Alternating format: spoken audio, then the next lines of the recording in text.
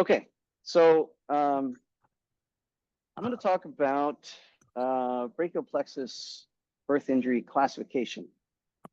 And this is a study that was done with really the help of Clark Chen, who's one of our residents, who's one of the best researchers that I've ever worked with as a resident. For some reason it's not advancing. There we go. These are our disclosures. Abbreviations, we'll use AMS as active movement scale, Horner syndrome, and brachial plexus birth injury. So just by way of introduction, we all know this, but brachial plexus birth injuries result in about 1 in 1,000 permanent injuries per 1,000 births. And it can be a diagnostic challenge, particularly to find out which nerve roots are injured. And nerve roots lack protective tissue components like epineurial tissue or perineural tissue. And most of the resistance to axial strain comes from the perineurium in a peripheral nerve, and that's not really present in the nerve root. There are subtle variations in root innervation between patients that make a definitive diagnosis, preoperative diagnosis of what root is involved more difficult. And this leads to misinterpretation of the injury, even among experienced clinicians. I think all of us who treat brachial plexus birth injuries have been surprised that we've seen what we find intraoperatively compared to what we assumed we would find preoperatively. So just by way of historical context, we all use, or most of us use, the Naracus classification, which was first published in 1987. And it was not published in a peer-reviewed journal, it was in a book. And so it's not necessarily been read by most of us who treat this injury. And I would really encourage you to read the original Naracus description, because there's a tremendous amount of wisdom in there. And I think that the classification has changed over time as well, and not in good ways. So the original Naracus classification, as intended by Naracus, was a prognostic guide to be used at 2 to 3 weeks after delivery. So the way he described it is that 1 was primarily a 5-6 injury, and you would see shoulder and elbow flexion limitations. When you got to 7, that's when you started to see loss of wrist extension, loss of wrist flexion, and finger and thumb extension. By the time you get to the 3, according to Naracus, was not a complete injury, because you still had partial or even complete T1 function. And then pupillary dilation, eye opening, basically a Horner syndrome. Naracus said Horner syndrome is irrelevant to the injury. Originally, he considered having global injuries as 4 with Horners or not Horners, and then he decided to get rid of that classification because he found that there was no difference in prognosis between children that had a Horner syndrome and those who did not. Now, if you think about the way the classification has changed, one second. The way the classification has changed by Bissonella and Birch in 2003 and Al-Katan in 2009 and many others, we've sort of adapted the original intent of the Naracus classification to the 3 and the 4 being essentially the same injury, but the only difference being the sympathetics, meaning a Horner syndrome. So we consider a 3 to be complete flaccid paralysis without Horners, and a 4 to be complete flaccid paralysis with a Horners. And that's sort of the common vernacular for brachial plexus birth injuries. But this is, again, not what Naracus had intended his classification to be. He's expressly said that Horners didn't matter. So this is the active movement scale, and this was our primary outcome measure.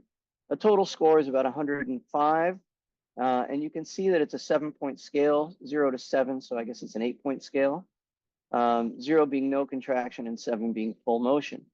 And really the AMS score, for those who are not familiar with it, is a much more granular, nuanced way of judging muscle function than the MRC. And basically it fits in the space before, so if you think about an MRC being 0, no contraction, that would be a 0 in the AMS. And then a full motion number 7 would be a 3 on the MRC. So it's essentially, it takes 0, 2, and 3 and divides that into another 5 categories. So our objective was to review intraoperative findings and pre-postoperative AMS scores and to quantify the injury types on root level. We correlated the intraoperative findings with the AMS scores and the outcomes of the surgeries. So we looked at retrospective chart review, and unfortunately, we don't have fantastic ways of looking back at our charts. We could find 164 patients with intact and sufficient records with a diagnosis of brachial plexus birth injury and who had had primary brachial plexus reconstruction in approximately a 20-year period. 2 patients we excluded because of anatomic variations. And then we looked at all these other factors like demographics, et cetera. So average follow-up for us was 5 years, range up to 17 years. Average age at surgery was 5 months. Average age at initial consultation was 3 months. Site of injury was almost nearly split between right and left, which was kind of interesting. And Horner syndrome was present in 54 patients. So to get back to a little bit more of what Neurakas had intended, we created these injury severity types for us to be able to further define what we were looking at. And so an A was a C5-6 injury, and we tried to see if we could stratify that by individual roots, but it turns out that we had no C5 injuries that underwent, or C5 only injuries that underwent surgical reconstruction. So therefore, we felt that we did not need to have a subcategory separating C5 as its own injury. So then we had C5-6 injuries in A, 5-6-7 injuries as a B, 5-6-7-8 injuries, leaving a T1 hand as a C, and then a complete paralysis, as Neurakas described, as the final category. And then we went a little bit further in that we began to subdivide the categories by the number of nerve root avulsions, because we felt that nerve root avulsions were probably at play in worsening the prognosis depending on how many roots you had, because it really does affect not only your reconstruction, but your preoperative findings.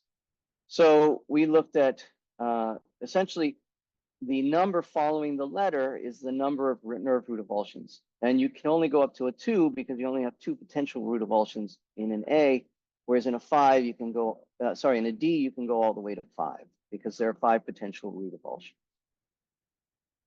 And when we started putting them into this classification, we saw that the majority of patients were in this D category, and surprisingly, not that many patients in the C category, which means T1 sparing.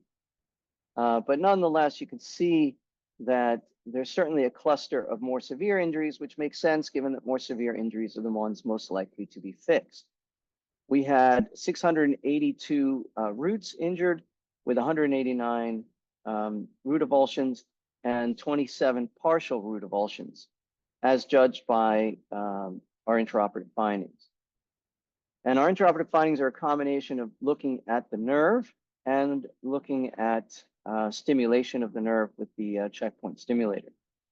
So our preoperative AMS scores, we averaged about 40, and then standard deviation was 20 because we saw a wide range of injuries.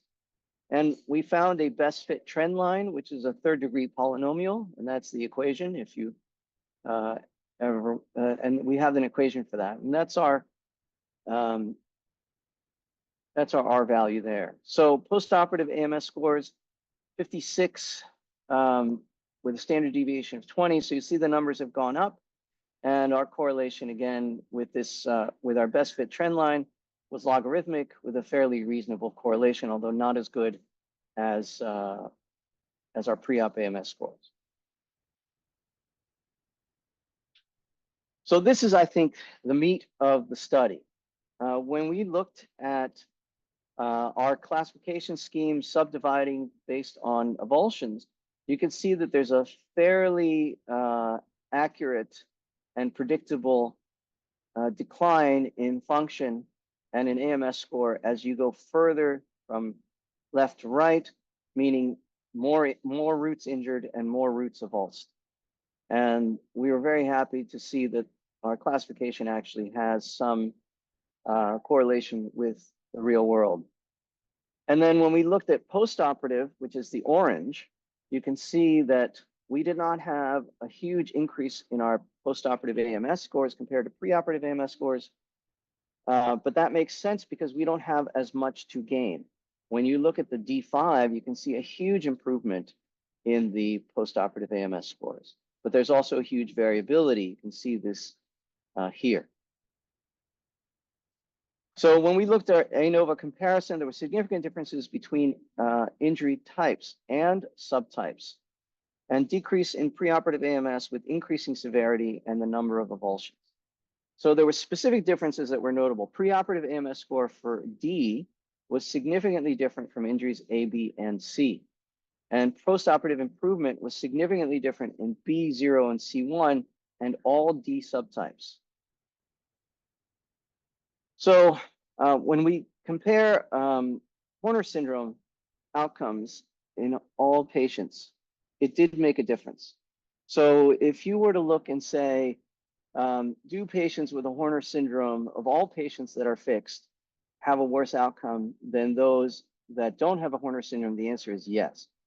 But that if you go a little bit more into the data, if you take out the less severe injuries that never have or rarely have Horner syndrome, then what it tells you is that actually the Horner syndrome is an indicator of lower trunk injury, but it itself is not a predictor of outcome or a predictor of avulsions. It turns out that Horner syndrome did not correlate with lower trunk avulsions. And if you look at the anatomy, there are anatomic studies that show that in neonates, the sympathetic trunk is actually more closely aligned with C7 root than it is with the lower trunk. So again, nothing of statistical significance here. So the NORACIS classification, as it's understood today, underestimates injury complexity, primarily because Horner syndrome is really irrelevant. So our proposed classification redefines and refocuses on the original NORACIS classification, but adds some granularity by independent consideration of C8 and T1 and inclusion of avulsions. We also included partial avulsions in our study, but that added too much noise to the data, so we decided to leave that out. So our key findings: AMS correlates well with intraoperative findings and with this new classification. It's a more accurate reflection of the injury severity and the outcomes. And the implications for clinical practice are obvious. It's improved predictive power for surgical outcomes. It allows us to understand the injury patterns better. And when we have a conversation, I had this injury and this was my outcome, or when we publish a paper, we can be a little bit more nuanced about comparing apples to apples if we have a more detailed classification schema. These are references, and thank you for your attention. Dan, thank you very much. Super. So I guess I have a question, maybe a query toward Kevin or David, some other center, is that if the presence or absence of a Horner's has no bearing on the findings, should we typically will use that as a finding to intervene early? Should we forget about that, Dan? Should we just go, okay, if there's a global injury and there's no recovery by 3 or 4 months, regardless of the presence or absence of a Horner's, we should operate? That's the question. So the data says it's completely irrelevant. It doesn't predict avulsions. It doesn't predict outcome. It doesn't predict anything. It's not correlated with AMS. It's not correlated with anything. Yeah. So So Kevin, Dan- go ahead.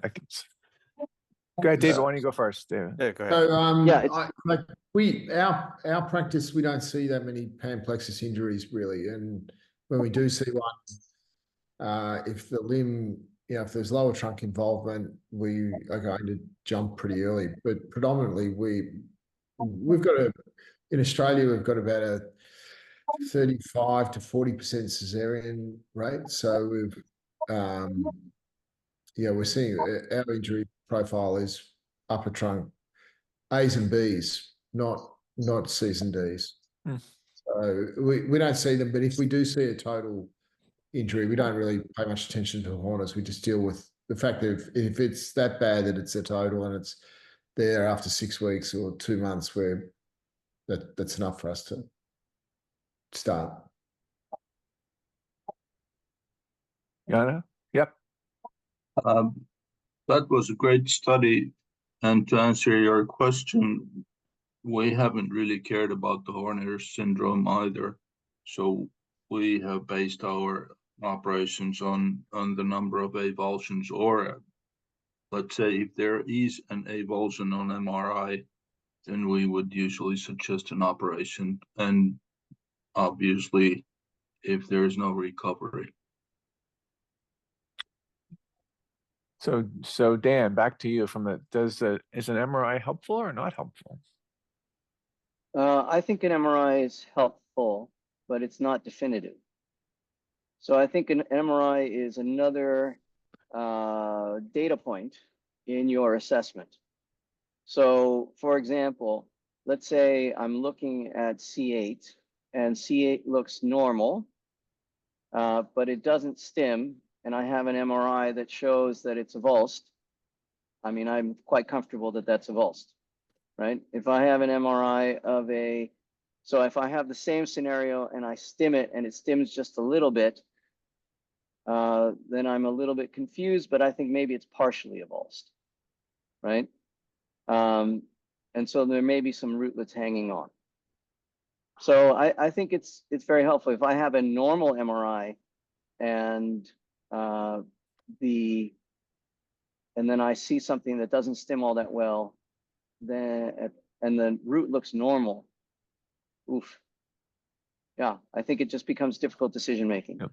Mulin, help us out. You're raising your hand. Help us out on this dilemma. So we have been doing MRI for many years, but with the most experienced radiologist and 3 Tesla MRIs, the fallacies in MRI report was almost 50%, and they take long time to get an MRI and so the infants required anesthesia, and our decisions were not changing. Whatever the MRI report is, our judgments were based on clinical findings.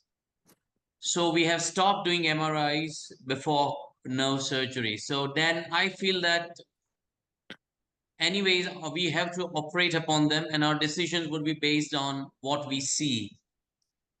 Because many a times there are fallacies in MRI report, and so we have stopped doing an MRI and saved one anesthesia to the child. So if you stop using the MRI, does the presence or absence of a Horner syndrome have any bearing on when you intervene?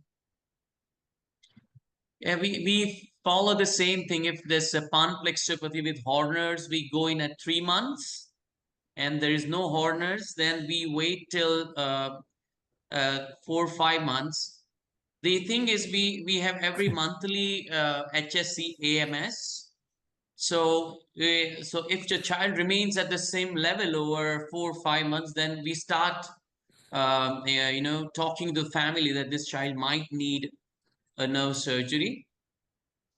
As Dan rightly said, that Horners may not have bearing, because we see Horners sometime when the child is flexing the fingers, and it is associated with C7 avulsion and not C8T1. At the same time, some Horners, they resolve spontaneously over a period of time. So how to judge the Horners in the first month of life, because sometimes it recovers. and sometimes it's not associated with lower root avulsion. So we consider Horner's. If it is persistent, then we take it as surgery. But MRI, it doesn't help us. We just go with. So Dan's just telling us it doesn't make any difference. I guess the other question, and maybe I'll direct this to Kevin, is, there's always or sometimes an argument about what is required to have a Horner's. Like if you have a little ptosis or a little meiosis, is that enough, Kevin? Or what do you have to say it's a Horner's? And does it make any difference based upon Dan's data? Should we just ignore it? I think we've ignored it for a long time because there's never a correlation. We've seen patients with like good finger function and Horner syndrome. You're like, that doesn't make sense. And you have patients with, 5 root avulsions and no Horners. You're like, that doesn't make sense either. So like, we don't really worry about, like, we just tell patients in families, like, the Horners will get better. The other muscles will get stronger and it'll compensate. And you still might notice it when they're tired. You might notice a pupil change of color. That's about it. But other than that, we don't really think it's of consequence into the brachial plexus. I do want to highlight one thing that Dan talked about, that the C8 injury T1 intact. Like, people forgot about that for a long time, and people kind of lumped neurachus 3, neurachus 4 together. And I think that's a very common injury pattern that we see, is that you have a bad injury, but you have a little bit of finger flexion, no wrist extension. They do this. That's a C8 injury, like C8 out, T1 intact. And we've seen that so many times that, it's something that we look for now, and no one really talked about it. So I'm glad you're bringing it back up to say, like, that type C or neurachus 3 is really a 4 root injury, not a 5 root injury without Horners. And so, we see a ton of pan plexus injuries. I think we rarely ever see the C5, 6 injuries. Someone else is taking them. Maybe you guys are doing all the easy ones, and we're seeing all the shitty ones. Because, man, I have never probably operated on a C5, 6 injury. It's always been 5, 6, 7 or 8 or something. Like, the 5, 6 injuries either don't come to us, or we just do nerve transfers later because they get enough recovery of other stuff. But, like, the bad ones are showing up, and we're looking to see, like, do we have T1 function? If so, then great. We don't, see it's avulsed, we can try and do something with that from C5 or C6. Oftentimes we'll see the motor rootlet and the dorsal root ganglion, and we can plug directly into a good motor rootlet with one strand of a nerve graft, rather than doing 4 strands into the whole C8 or 3 strands, depending how much time we have, how much graft we have, and how much space we have. So Kevin, let me interject a second, because Yeah. one thing that Dan and I were hoping that we would find from this paper is that what actually discriminates, a C8 and T1 hand from a T1 hand, like that, because a lot of times we've been surprised. C8's out, and everyone assumed preoperative by the AMS that there was, if there were 7 on finger flexion, 7 on wrist flexion. Do we need to look at intrinsic IP extension? Is there something on the physical examination we go, oh, that's a T1 hand, that's not a C8 T1 hand? You understand my question? Yeah. Yeah, I think of wrist extension, finger extension. That's what I see. Like, if they can do wrist flexion, finger flexion, that's probably T1. If there's any type of finger extension, even wrist extension, like, you get C8 wrist extension a lot. So if you have a little bit of finger wrist extension, they probably have C8 intact. But like the dropped hand that's doing this, that's a T1 hand in our experience. And Kevin, what about IP extension? What does that tell you? I mean, it's hard to tell when your fingers are flexed, right? IP extension, it could be intrinsics, right? If you're doing this, if you really want to look for extension of fingers, you have to do wrist extension, finger extension, right? Just like you're doing with the radial nerve palsy. Otherwise, you can get intrinsic finger extension like this, and people think that's finger extension, but that's really just intrinsic. I think what so MCP joint extension is your clinical clue that C8 is intact. Correct. I got it. Okay. Thoughts on that? I mean, it's an interesting, that's what we were hoping to find. Dan, I don't think we found that, did we? But No. the problem with AMS scores is it doesn't discriminate between MCP extension. It just says finger extension. Correct. Best finger. I mean, you could do this, and that would be a 7 in finger extension with one finger. Like, what is that? I don't know. So I think exactly what Kevin said. The AMS is not good for picking up the differences between MP extension, IP extension, thumb even. Everything is I feel like the hand is underrepresented in the AMS score. That's because it's generally lower down, right? So, and therefore not as injured if you look at percentages, right? But I will say this, we were hoping to find a discrete barrier, right? Some sort of single thing that we could put our, hang our hat on. And we so far haven't found it. We're still crunching the data, and we're trying to use some AI stuff to see if we can figure out some pattern of AMS score that is predictive. But I'll say also what you're saying, I think we all know this sort of Erb's palsy, right? The way that people have described Erb's palsy, and Erb's palsy has become synonymous, even in the classification, even in the sort of modified Neuracus classification that has been handed down to us as Erb palsy as being a 5-6 injury. Erb's palsy is a 5-6-7 injury, and maybe even an 8. And exactly what you're saying, because if you lose wrist extension, right, which is in an Erb's palsy, then you have for sure 7 involvement. And this is something that Gilbert talks about, that he's more than happy to do nerve transfers for what he calls a 5-6 injury, as long as there's wrist extension, right? Because you can't get that back, and that's a sign in my mind of a C7 and possibly a C8 injury as well. I totally agree. Mullen, go ahead. Yeah, so I would like to ask that, then I have observed in our patients that those patients who have good triceps, anti-gravity triceps, initially they have weak wrist dorsiflexion, but eventually they gain full wrist dorsiflexion. And if we look into this, we have a lot of neglected brachial plexus injury patients, or those who have come to us, we have advised surgery and they have declined. So we have huge number of those neglected cases, and there what I have seen is the strength of triceps is very important, and it defines the typical Erb's palsy and an extended Erb's palsy cohort. So how would you judge that, the triceps involvement? And if a child is having weak triceps, would you how is your surgical plan? We have some patients with some C5-6 movement, hand is functional but weak triceps, and then we worry that whether we should operate, we should reconstruct the plexus, or we should wait. So I guess, Dan, the question is, does the presence or absence of the triceps affect your timing of surgery? I think that's I think Mo, you're talking about mainly an upper-ish injury, right? Yeah. So lower trunk where something's working, whether C8 and T1, does the presence or absence of elbow extension affect when we pull the trigger? Yes. Dan, what do you think? Yeah, I think triceps is really important. The problem with triceps is it's triply innervated, but primarily dually innervated. You can get normal triceps with an intact C8 as long as C8's not injured at all, right?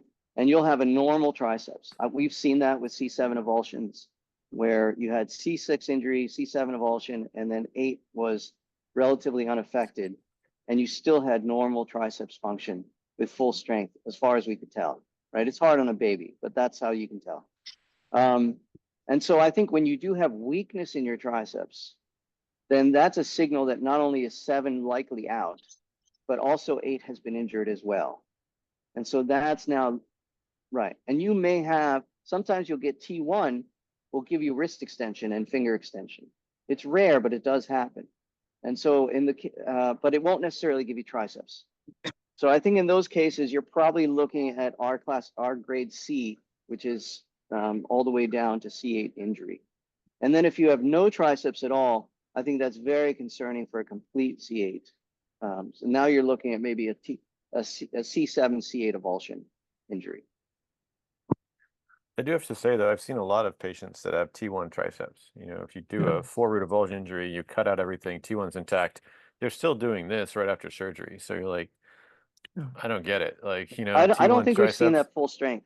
I don't think we've seen that. I can't say full strength, but I've seen AMS of 7 with C8 out, but it's, AMS should not be confused with strength measurements, because that's, they're different, right? So function and strength are different. And Kevin, I think Howard Clark's totally right. If you had one nerve root to have, you'd have T1. Yeah. Right. And Malaysia showed the same thing in that stabbing where the guy had full function. So T1 is definitely our most important nerve root. I think just trying to discriminate whether or not there's injury to C8. I mean, the worst thing is to be caught off guard, right? So, you know, you're in surgery and all of a sudden you're like, here's 5, here's 6, here's 7. Oh, shit. Here's 8. Now what? I got an avulsion at 8 and I didn't expect to have another nerve root. And then you're starting to figure out what to do with your viable axons. I think that's where it gets hard. And I think what Dan showed is great. I was just hoping to find the holy grail to say, you're exactly right. Lack of triceps, lack of something, that means C8's out. And we just have not been able to find that one factor that allows you prior to surgery to expect a C8 injury. That's the, Dan, agreed? Yeah, no, I think it's what Kevin said. There's too much variability in the root patterns.